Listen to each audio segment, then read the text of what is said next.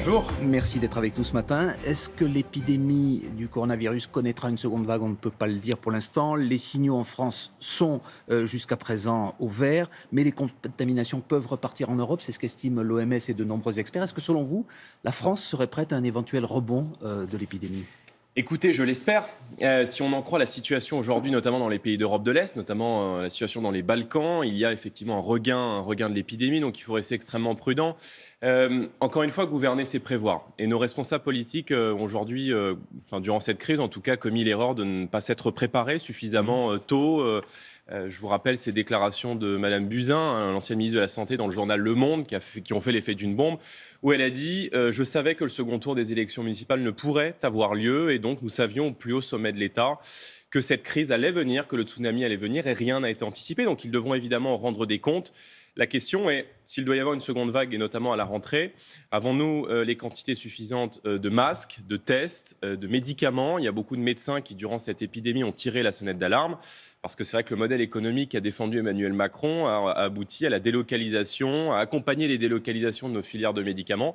Et donc effectivement, il faut dès maintenant s'y préparer et dès maintenant être capable d'anticiper, surtout lorsqu'on voit les alertes de l'OMS. Jordan Bardella, est-ce que vous diriez que la France a au moins réussi son déconfinement? On voit qu'il n'y a pas les rebonds que l'on observe par exemple dans certains États des États-Unis. En France, est-ce que, au moins pour la partie déconfinement, vous dites le gouvernement a plus ou moins bien géré l'affaire? Pour l'instant, moi, je reste très prudent. Enfin, il est toujours plus facile de déconfiner que de confiner. N'oublions jamais que cette situation de confinement que nous avons vécu, ce confinement prolongé, tardif, nous avons déconfiné beaucoup plus tard que tous les autres pays européens, vient de l'impréparation du gouvernement. Nous avions confiné. On nous dit l'hôpital français a tenu. Non, l'hôpital français n'a pas tenu, sinon nous n'aurions pas confiné.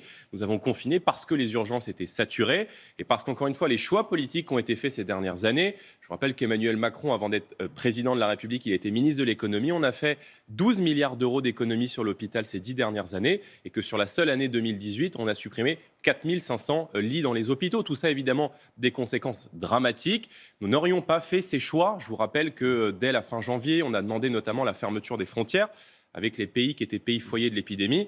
Et nous pensons aujourd'hui qu'il faudrait une sorte de passeport sanitaire et que les touristes qui pourraient arriver cet été sur nos côtes, avec aussi la possibilité, il faut dire les choses, de participer d'une diffusion de l'épidémie, doivent avoir été testés négatifs au départ de leur pays pour pouvoir, je dirais, se prémunir d'une éventuelle seconde vague. Gouverner, c'est prévoir. Vous soulignez que beaucoup de milliards ont été supprimés pour l'hôpital. Il va y en avoir des nouveaux qui seront mis sur la table. 6 milliards notamment pour les rémunérations des soignants, annoncé hier Olivier Véran, en préambule du Ségur de la Santé. Ça va au moins dans le bon sens, selon vous? Ça va dans le bon sens, mais si vous voulez, on pleure aujourd'hui sur lait renversé.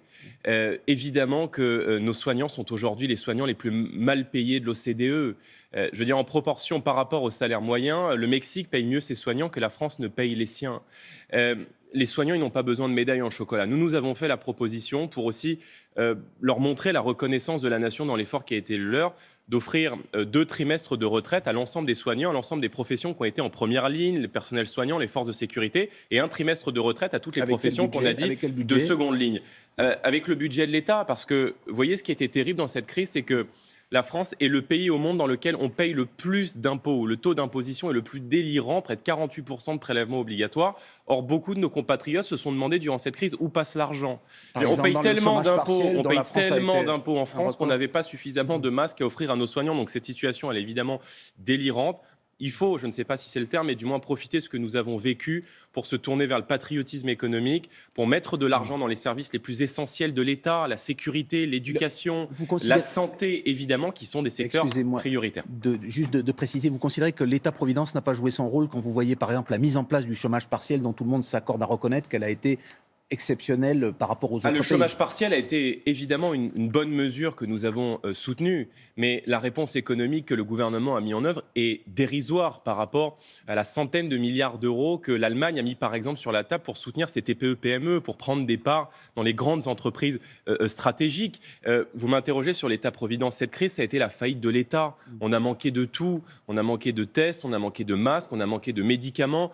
Il y a partout des initiatives privées de médecins, de laboratoires publics départementaux qui ont dit, des laboratoires vétérinaires, on les a vus notamment sur votre antenne, dire nous pouvons tester, nous avons fait des propositions de tests, or le ministère ne nous a jamais répondu. Donc ça a été, je dirais, un cocktail entre à la fois l'incompétence des gens qui nous ont dirigés, qui sont les plus mal jugés en Europe eu égard à cette gestion de l'épidémie, et évidemment les lourdeurs bureaucratiques de l'État qui pénalisent tout le monde au quotidien, qui pénalisent les chefs d'entreprise, qui pénalisent l'administration, et il faut évidemment simplifier tout cela et plancher sur ça dans les prochains mois. Autre sujet, Jordan Bardella, les 150 membres de la Convention citoyenne pour le climat vont être reçus la semaine prochaine par Emmanuel Macron. On connaît beaucoup de leurs conclusions, de leurs préconisations. Il y en a qui seront saluées par les Français, comme par exemple l'encadrement de la publicité ou la rénovation obligatoire énergétique des bâtiments. En revanche, il y a une mesure qui ne passe pas. On en entendait parler dans le journal, la limitation à 110 km/h. Je devine que vous n'êtes pas d'accord. Non, mais aussi, franchement, sur les autoroutes. Vous vous rendez compte qu'on vient de sortir d'une crise sanitaire majeure, qu'il y a, on l'a vu ces dernières semaines, des tensions sécuritaires partout dans le pays. Le ministre de l'Intérieur qui est totalement absent, qui a laissé notamment la ville de Dijon en proie à des affrontements ethniques où des bandes se sont affrontées à la Kalachnikov. Il y a un tiers de nos entreprises aujourd'hui qui n'arrivent plus à redémarrer. Beaucoup sont encore sous assistance de l'État, mais ne le seront plus d'ici quelques mois. Et on vient expliquer aux Français qui ont déjà été pénalisés par le mouvement des 80 km/h. Il faut se rappeler que le mouvement des Gilets jaunes est né de cette mesure des 80 km/h. Donc la question aujourd'hui dans le pays, c'est de se demander si on va rouler à 110 ou à 130 km/h sur les autoroutes. Je trouve ça mais délirant. Voilà, je trouve ça complètement délirant. Je trouve que cette commission, en réalité, c'est de la com, que l'écologie est probablement une cause très très noble. Je ne reviens pas là-dessus. Je maintiens, c'est une cause très noble, mais entre le débat sur la fin du monde et le débat sur la fin du mois, je pense que les Français, ils ont aujourd'hui d'autres priorités, que les chefs d'entreprise, que les restaurateurs, que les professionnels du secteur du tourisme ont peut-être d'autres préoccupations aujourd'hui que de savoir s'ils vont rouler à 110 ou à 130 km/h. C'est que de la com, la Convention citoyenne. Vous parliez du mouvement des Gilets jaunes, qui demandait de la démocratie et qu'on fasse parler la base, en quelque sorte, des Français. C'est ce qui s'est passé avec cette commission. Avec Emmanuel Macron, la France n'est plus une démocratie. Elle n'est plus une démocratie lorsque je vois que, on l'a vu ces derniers jours, notamment dans le cas d'un certain nombre d'affaires judiciaires, que des avocats sont mis sur écoute, que des juges ont reçu des pressions pour mettre hors course, je fais écho aux révélations de l'affaire Fillon, pour mettre hors course un candidat à l'élection présidentielle, c'est-à-dire François Fillon. Lorsque nous avons vu il y a quelques jours voter à l'Assemblée nationale la loi Avia, qui propose plus clairement de mettre sous tutelle la liberté d'expression dans notre pays.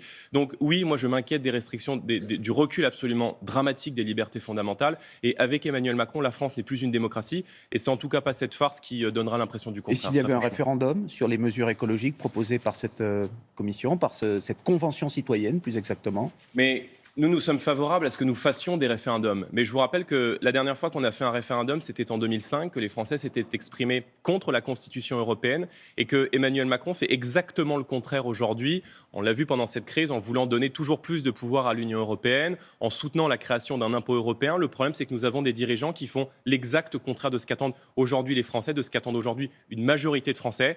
Je me réjouis qu'un sondage place Marine Le Pen en tête du premier tour de l'élection présidentielle, parce que tout ce que nous défendons depuis des années, la souveraineté nationale, la sécurité, le protectionnisme aujourd'hui qui est nécessaire dans toutes nos filières stratégiques, la baisse de la fiscalité sont des choix qui sont défendus, soutenus par une majorité de Français, mais aussi le référendum d'initiative citoyenne, par exemple. On vous a entendu ce matin. Merci Jordan Bardella. Merci à vous. Vice-président du Rassemblement national. C'est la suite de Télématin avec vous, Laurent.